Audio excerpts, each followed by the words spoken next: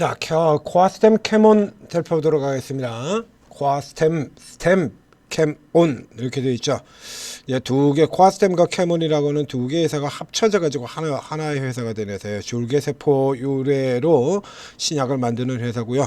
저 왼쪽에 보시는 것처럼 보시게 되면 주가가 완전 뭐 급락으로 박살이 났죠. 그러니까 지금 최근에 이제 바닥에서 지금 이렇게 저가 반등이 나오고 있는데, 보시는 것처럼 죽은 고양이의 꿈틀림 수준입니다. 요렇게밖에 안 되는데 주가가 워낙에 많이 떨어지다 보니까 요거밖에 안 되는데도 불구하고 저점 대비로는 75% 엄청나게 많이 올랐네요. 장난 아닙니다. 아직까지 이거 데드캣 바운스 기본 이 라인도 지금 못 뚫고 들어갔거든요. 오늘 고가 위쪽입니다. 이건 넘어와야 데드캣 바운스 겨우 이제 넘어 들어가는 흐름이 나오게 되는 건데, 지금 여기까지도 못 들어가고 이러고 있는데 76%. 뭐 엄청난 게 나왔죠. 자, 어마어마한 게 등장이 되어 있습니다. 자, 이거 왜 오늘도 이 종목의 경우는 주가가 또 이렇게 쭉 돌았는데, 이거 전형적인 작정형이 되는 거고요. 자, 이 바이오 종목을 설명드리면서 제가 아무리 바이오 종목에 우호적인 스탠스를 취한다 그러지만, 그래도 아닌 놈들은 아닌 것이고, 기관이라든가 이런 쪽에서 바이오에다가 굉장히 냉정한 잣대를 대고 툭하면 가짜 루머 흘리면서 툭하면 공매도 쳐가지고 해쳐물멍을 생각하는 데는 자업자득의 측면도 상당 부분이 있다라는 얘기를 드렸었죠. 별 되지도 않는 이슈를 가지고 그냥 밀려 들어가지고 머니게임 벌이고 난장판을 치고 있는 개인들, 그 다음에 뭐 신약을 개발해 가지고 어느 정도 성과를 거두기에는 워낙에 오랜 기간이 걸리기 때문에 그 기간 동안에 돈은 계속 버는 건 없고 돈은 계속 나가게 되어 있죠. 그러다 보니까 계속해서 성과를 좋게 포장을 해야 투자금이 들어와. 그래야 계속해서 뭔가 죽이 되건 밥이 되건 뭔가를 해내야 되는 거고요. 그러니까 이게 안 되더라도 뭔가 또 뭐 될 거라고 계속 얘기를 해야 되는 거고요. 그래서 어떤 종목들의 경우에는 입 벌구인 종목들도 굉장히 많다는 얘기들 있죠. 입만 벌리면 구라, 입 벌구, 이런 종목들도 굉장히 많다라는 얘기를 드렸습니다. 자, 이 코아스템 같은 경우를 살펴보게 되면요, 자, 이 코아스템 캐모는 루게르병 치료제를 만들던 기업입니다. 그래서 이 루게르병 치료제는 현재까지 전 세계에 이 치료제에 성공한 기업이 아무도 없습니다. 한 군데도 없어요. 그래서 젠백스의 GV1001 루게르병 치료제도 겸하고 있죠.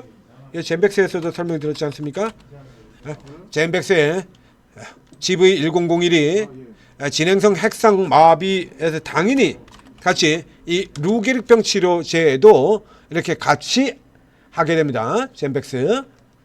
그리고 바로 이 코아스템 캐문이 이 루게르병 치료제를 한다라는 이 이슈를 가지고 이렇게 굉장히 강력하게 어마어마하게 고가의 상정이 돼가지고 계속 유지가 되고 있던 거예요. 지금 고가 대비를 한번 비교해볼까요? 고가 대비로 마이너스 95%입니다. 95% 떨어져 내려와서 95.73이죠. 이래서 시가총액 1000억이니까요. 저 상장 초기에는 2조나 됐던 얘기죠. 참 진짜 잘해 드시죠. 기술 이전을 한 것도 아니에요. 기술 이전 하지도 않은 기업인데 전 세계 아무도 루게르병을 치료제를 만든 적이 없다. 치료제 기대 이래가지고 시가총액 2조에서부터 시작하는 거죠. 첫 등장부터 해쳐먹자로 등장한 기업이 되겠습니다. 자, 이래가지고 이제 안 되죠. 그래서 쭉 안 돼가지고 쭉 내려가지고 결국에는 작년도에는 이제 삼상에서 실패하고 나왔습니다. 근데 이게 삼상에서 유해성 실패라고 나오는데요. 앞에서 점검했던 거 다시 한번 점검 드려보자. 자, 임상 3상의 경우에는 3상에서 유해성을 체크하고 있으면 안 돼요. 자, 임상의 1상의 주안점은 약을 먹어도 되느냐 안 되느냐 안전성이고요. 2상에서 체크를 한 건, 자, 그럼 이제 먹어도 되는 약이긴 하다 이거야. 근데 우리가 예전에 그런 거 많았지 않습니까? 개나 고양이 같은 경우에 쥐약 먹고 죽어버리는 거, 먹어도 안 되는 약을 먹어버린 거죠. 그러니까 이제 먹어도 되는 약입니다. 이제 소화제와 두통제, 어차피 뭐 지금 먹어도 어느 거든 그 먹었다고 해서 탈날 리는 없잖아요. 그런데 두통 때문에 머리 아파 죽겠는데 소화제 먹으면 낫습니까? 안 낫죠. 그죠? 두통에는 두통에 좋은 약을 먹어야 될 거 아니야. 요게 유해성이야. 먹어도 되는 약, 안 되는 약, 안 먹지 말아야 될 쥐약을 개가 먹어버리고 죽어버리는 이게 안전성 테스트고요. 두통에 먹어야 될 약, 소화제에 먹어야 될 약, 그래서 두통에 맞는 약 만들어낸 거, 요게 유해성입니다. 약발이 듣느냐 안 듣냐, 이게 유해성인 거예요. 그 3차는 종합평가입니다. 이제 그 중에서 미국 같은 경우는 이제 가성비라고 하는 측면들도 굉장히 많이 고려가 되고요. 3상은 종합평가예요. 이게 골 때리는 게 이게 다 섞여 있는데요.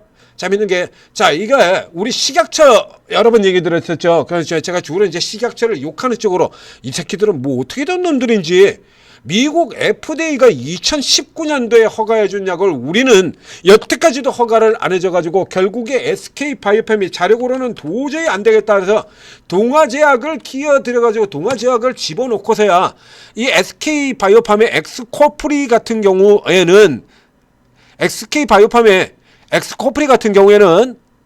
2019년도에 판매가 돼가지고 지금 돈을 이렇게 벌어들이고 있는 거예요. 그런데도 식약처 허가를 못 받아. 식약처를 허가를 도저히 못 받아가 안 돼가지고 동아제약하고 제휴해가지고 동아제약 니들이 국내 판권은 알아서 하세요 하고 동아제약한테 넘겨주니까 동아제약이 갖고 와서 신청하니까 이제서야 내줬다는 얘기죠. 우리 식약처 골 때리는 기관이라고 얘기 드리지 않습니까? 네이처셀에도 설명드렸고 고롱 티슈젠에도 설명드렸죠. 여기 이 회사의 경우는 그와 정반대입니다. 코아스템 캐머는. 이 코아스템 캐머는 이 루게릭병에, 자 그러면 임상 3상에 들어가고 있는데 얘는 주가가 왜 이렇게 계속 내렸을까요? 그동안에 이 3상 들어가서 최종적으로 실패가 나오기 전에도 보면 주가가 계속 내리고 있었거든요. 이거 왜 그랬을까? 3상이라 그러면 이제 끄트머리 다 들어간 거 아닙니까? 그래서 기대감 가지고 주가 올라 들어가기 직전에 가 있어야 맞잖아요. 이 HLB가 그랬던 것처럼, 이 HLB 같은 이런 회사들 같은 경우는 리버세란이 삼상 들어가고 그리고 FD 허가 기대 나오고 그러면 그 직전에 주가가 이렇게 쭉 올라 들어가야 되는, 나중에 실패가 됐건 간에 뭐간에 그 전에 주가가 이렇게 올라 들어와야 맞거든. 근데 코아스템은 이전에 왜 이렇게 이전에 삼상 이전에 이렇게 왜 주가가 내렸냐, 이미 내려 있었냐라고 하면 그 전에 이상 데이터부터가 의심스러운 데이터가 나왔다는 얘기입니다. 사실상 실패에 가까운 데이터가 나왔는데, 그런데 얘네들 같은 경우는 뭐라 그러냐 그러면 끝까지 FDA 허가를 받을 걸로 믿어 의심치 않는다. FDA 허가를 받아 믿어 의심치도 않는데 주가가 이렇게 밀려내면 이거 파는 놈들은 전부 대가리 총 맞은 애들이야? 예? 사기죠. 왜? 실패한다 그러면 투자금 다 빠져나가고 회사 알거지 되니까. 그래서 그 뒤도 HLB 같은 경우도 그랬습니다만 그 뒤도 마찬가지야. 근데 이 케이스 같은 경우는 얘가 이렇게 부풀린 데 가장 큰 일조라는 게 뭐냐 그러면 국내에서 허가를 해줘봤어요. 진짜 골 때리지 않습니까? 엑스코프리는 2019년도에서 미국 FDA 허가를 해준 걸 여태까지 국내에서 허가를 안 해주다가 지난 11월 달에 허가가 나왔죠. 얘는요, 이거 이상 의심스럽다라는 얘기가 나오는데도 불구하고 국내에서 먼저 허가를 해줘 버렸어요. 그래서 그거 가지고 물론 약발 안 됐죠, 국내에서도. 그래가지고 그거 국내에서 허가를 받았기 때문에 FDA도, 국내에서 허가를 받았다 FDA가 어떻게 통과가 돼? 우리 식약처 같은 경우가 뭐 FDA를 저 멀리 놓아는 전 우주 최고 슈퍼 울트라 갑이 때문에 우리 식약처만 통과되면 대형으로 다 통과되는 거예요?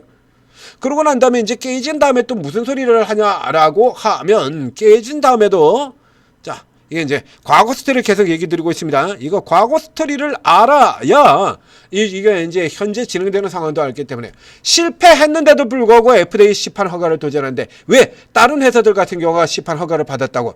그 시판 허가를 받았던 같은 경우는 이제 차례대로, 그래서 이게 지금 약이 나온 회사가, 성공한 회사가 없어요. 그러니까 성공한 회사가 이렇게 없다 보니까 기존의 약을 이렇게 허가를 해주는데, 이 중에서 바이오젠 같은 경우는 제일 먼저 허가를 해준 거죠. 그래서 아니 기존에 있는 환자들은, 신약은 안 듣지만 기존에 있는 환자들은 그래도 약을 먹긴 먹어야 될 거 아닙니까?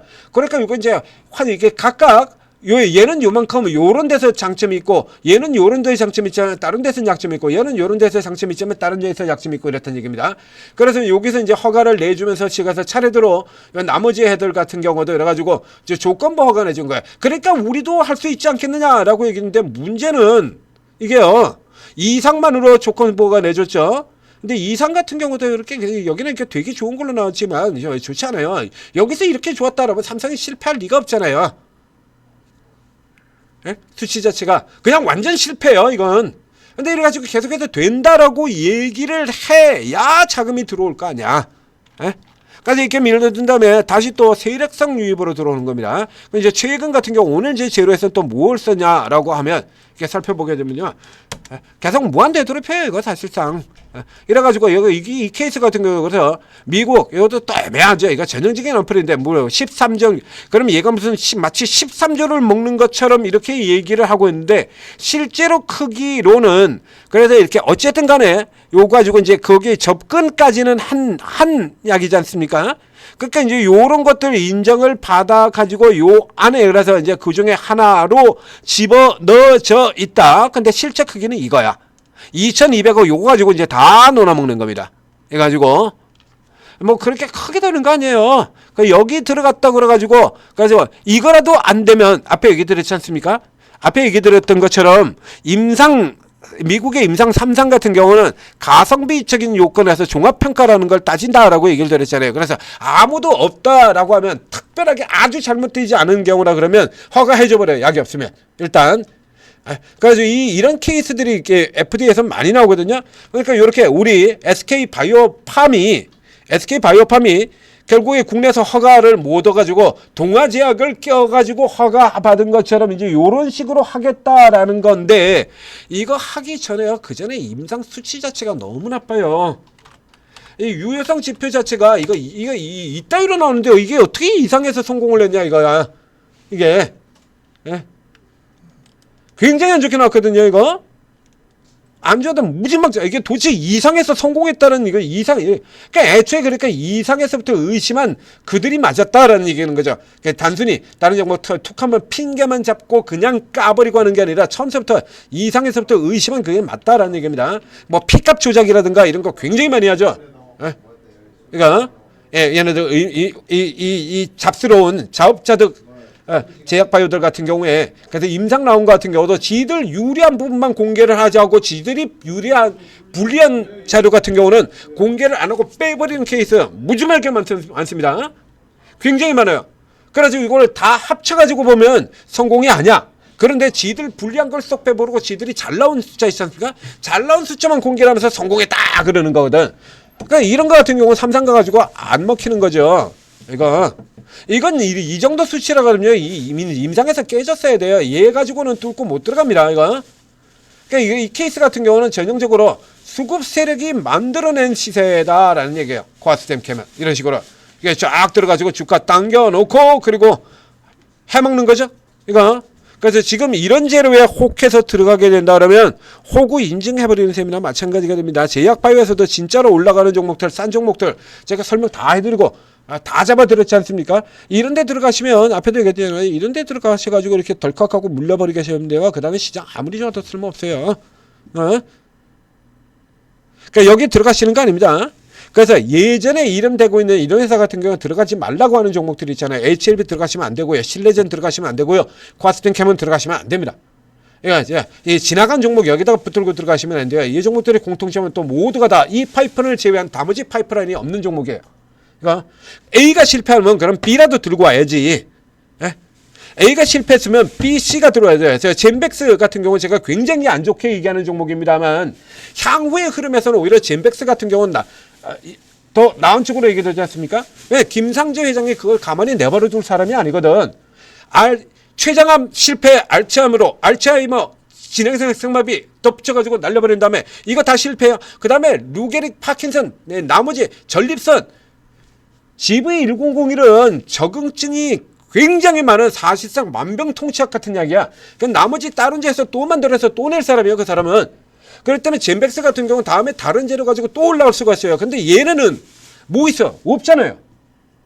신라젤 없어요. 텍사백 말고 없어. HLB 리보세렐 말고 없고요. 그리고 얘네 같은 경우는 지금 이 루게릭병 치료제 ALS 이것 말고 없어요. 다른 게 없어. 그 회사 문 닫을 선에서 이제 뭐라도 해보자 하고 그냥 던지는 수준인 거거든. 이런 거 구분하셔야 되는 거예요. 그래서 다른 파이프라인에서 커버가 안 되는 종목들 같은 경우는 들어가시면 안 되는 겁니다. 다른 파이프라인에서 커버가 돼야지.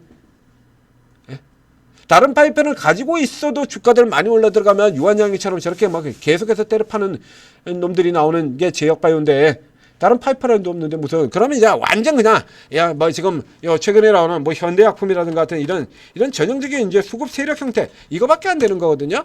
근데 이거밖에 안 된다는 식에서 코아스템 같은 종목은 이미 저 재료 자체가 이미 나와 있는 거잖아요. 옛날에 다 결과 끝난 거. 뭐 다른 걸 들고 와야지 번쩍이라도 나오지. 참 다른 게 아니기 때문에 이런 데는 엮여 들어가면 여러분들 그대로 그냥 호구되시는 겁니다. 그래서 이거 잘 구분하셔야 돼요. 그러니까 천재투자TV 들어오면 이런 거 다 구분을 해드리고 있죠. 그리고 우리 천재투자에서 독자적으로 개발해서 극창리에 운영 중인 이 오르고 앱입니다. 각 플레이스토어, 애플 이 스토어에서 오르고라고 이렇게 검색을 해가지고 오르고 ATM 스탁 앱 다운로드 받아서 설치하고 입장하시면 되고요. 들어오시면 최고 전문가 수 20여 분의 전문가들이 각자 다른 방식으로 다른 주특기를 가지고 계신 분들 각자 다른 방식으로 매수가 매도가 다 찍어드리고 여기들한테 수익을 그냥 막 퍼들고 있다는 얘기입니다. 이 반토막해저 플러스 이건 벌써 상반기 다 끝난 거고요. 지금 그 뒤로 100% 저희 추천 종목만 보셔도 아시잖아요. 최근 한 달 동안만이라도 지금 최근 2달 동안 이 구간에 이 안에서만 벌써 더블 종목이 몇 개가 나죠? 바이오 종목에서만 해도 10개가 넘어요. 더블 종목이 바이오에서만 해도 200%를 넘는 종목이 10개가 넘습니다. 바이오에서만도 오르고 돈 받으시고 성공 투자하시기 바랍니다.